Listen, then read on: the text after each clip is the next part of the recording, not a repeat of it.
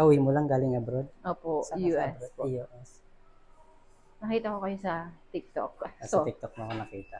Lagi ako naghahanap pag kada bakasyon ko.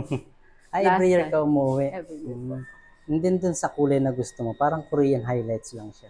Okay. Ano yun na mama? Nang medyo malalayo na yung tawag nito. Parang chunky highlights siya. Okay. Pero hindi naman ganun kalalaki. Okay. Bagay ko na lang siya, ha? Tapos may part lang magdadry dito sa previous highlights mo. Kasi another bleach yung gagawin natin. Gupitan ko na lang siya mamaya after ng Actually, may nakita ko sa ginawa mo na may parang curtain bangs. Okay, sige gawin natin. After na lang man, ha? Sure. Okay po. Pa-prefer ko lang, mama. Thank you. Wow, ganda. Na magic na yung buhok mo. Oo nga eh. Ganda, no? Happy ka naman sa kulay mo. Yan.